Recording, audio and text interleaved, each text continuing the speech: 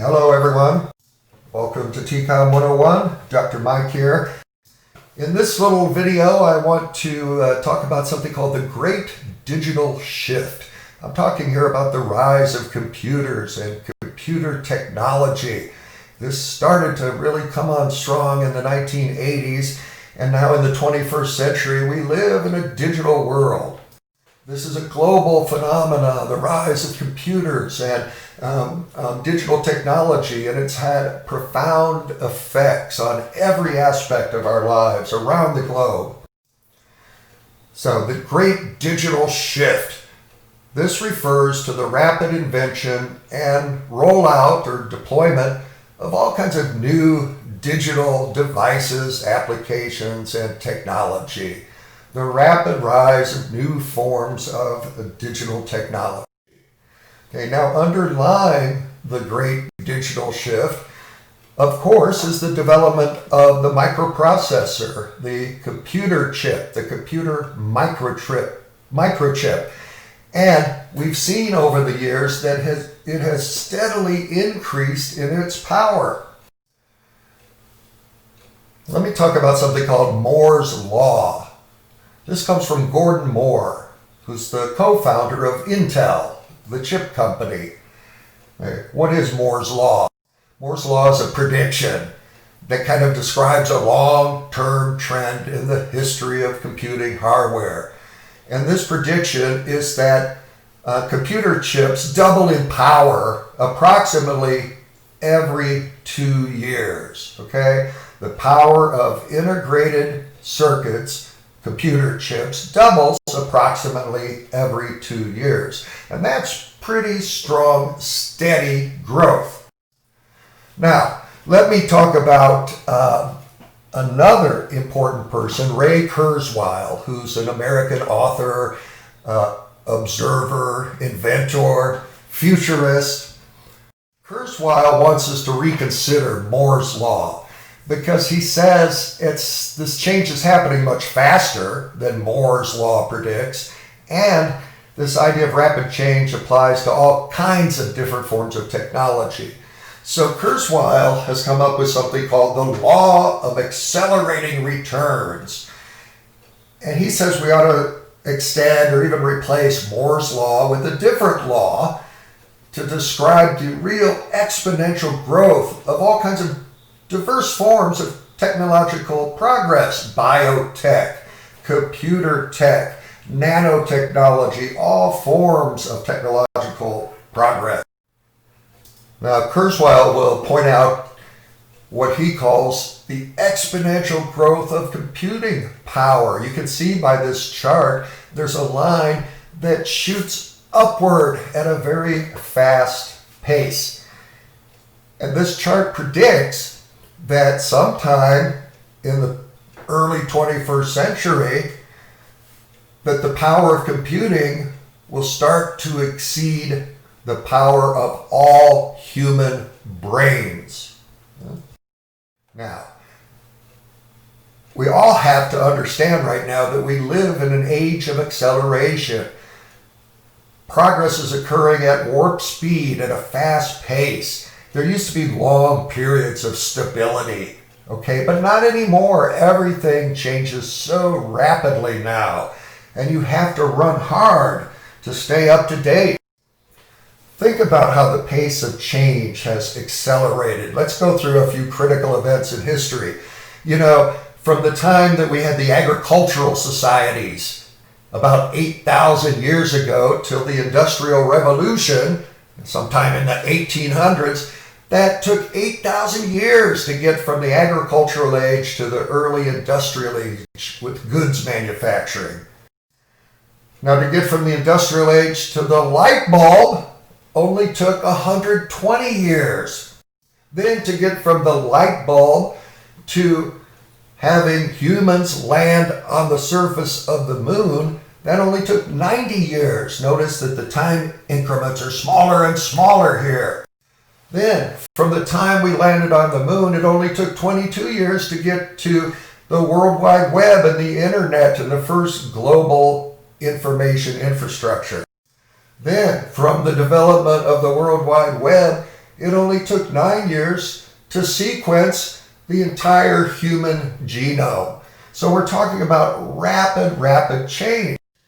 Here's a prediction from Captain Obvious. We're going to see faster and more profound change in the near future.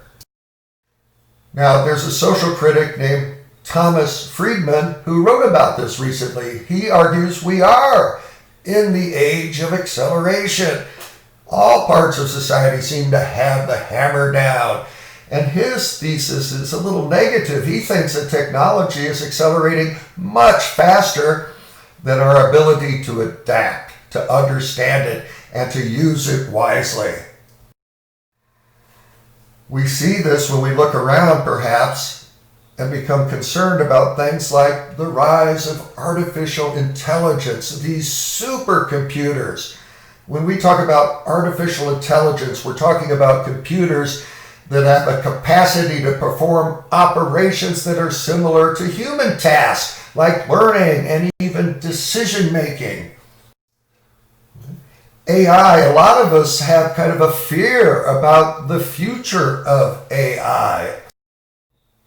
Now, what if we couple the rise of AI to the rise of quantum computing? This is a brand new approach to computing that's being developed right now. It's a change to the way we process information, and it's complex. It builds on the principles of quantum physics and mechanics. I will try and simplify it a little with this chart. Quantum computing explained. So traditional computers are based on bits of information, and bits take one of two states. They're binary, either on or off, 0, 1. Quantum computers are based on something a little bit different. It's called a qubit. And a qubit can have an infinite number of values or states between 1 and 0. So it, in short, can contain and process a vast much greater amount of information than the traditional computing with bits.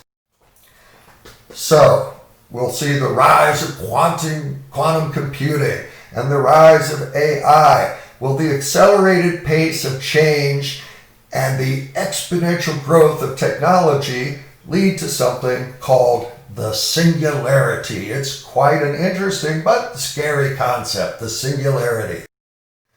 The Singularity is Near was a book written by Ray Kurzweil, and it's a book about artificial intelligence and the future of humanity.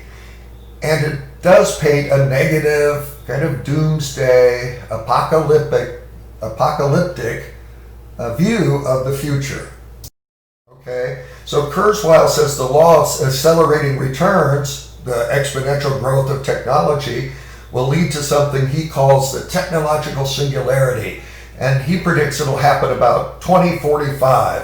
And this is the point where progress is so rapid, it outstrips our ability to comprehend it and to control it. This is when the machines take over. All right? You've probably seen this storyline or narrative or this idea played out in a number of sci-fi movies, like I, Robot.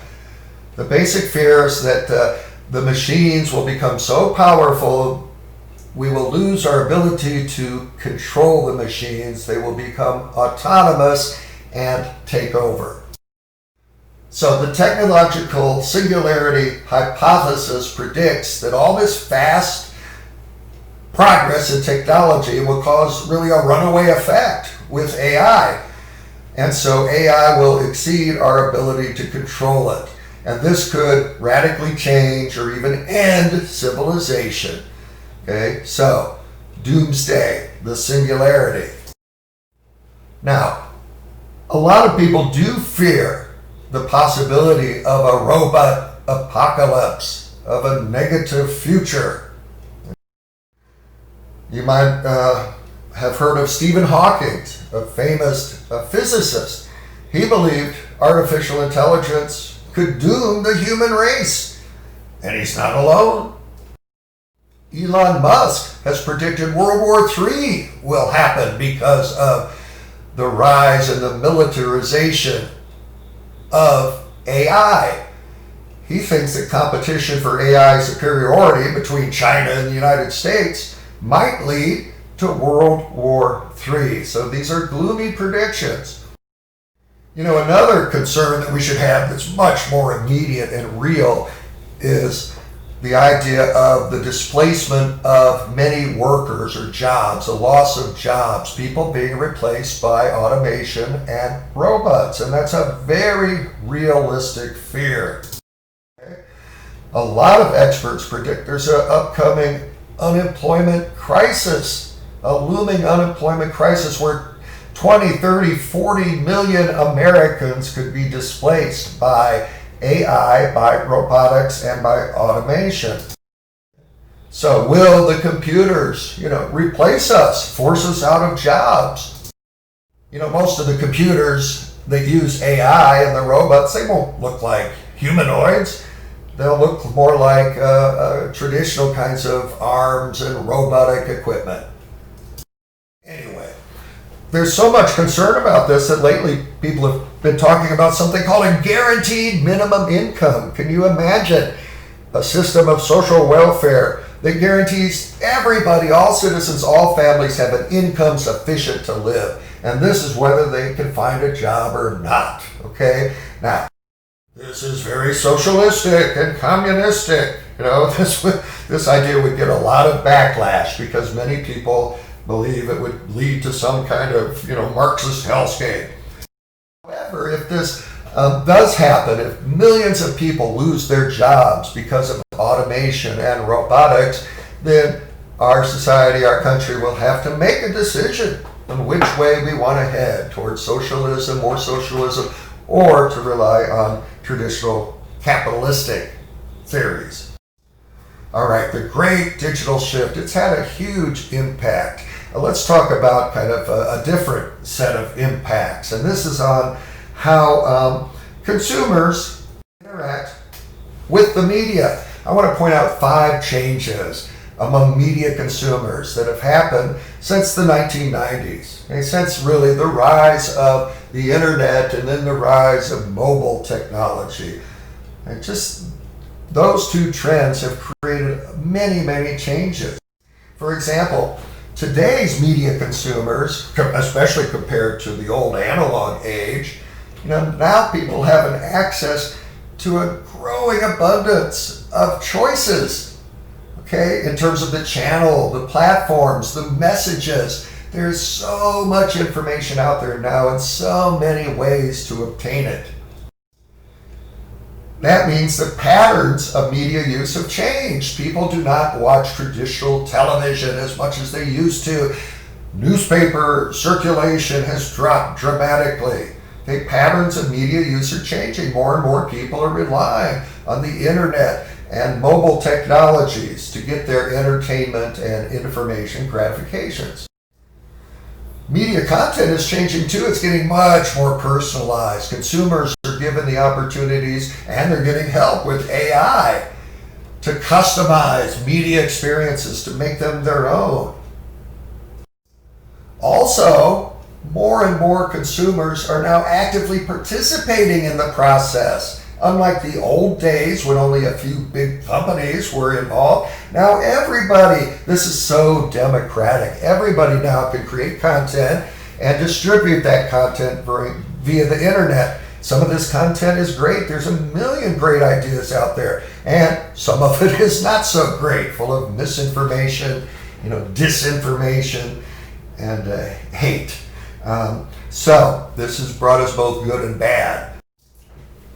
Now, finally, the web-based social networking services are creating very powerful new ways for people to communicate. Not just Donald Trump, but almost anybody who uses social media to share information, to build online communities, to get together virtually with people with whom they share interest. So the rise of social media has also had a big change on media consumers. And there are many other trends that we could talk about, like the rise of streaming, audio streaming, video streaming. Video streaming killed the video store, and it may be on its way to doing serious damage to the movie theaters. So a lot to talk about in terms of technology and change.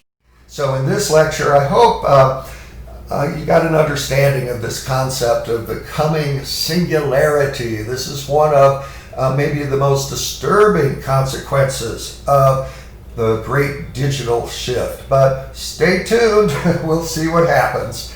Take care of yourselves and each other, please, and so long for now. Stay safe.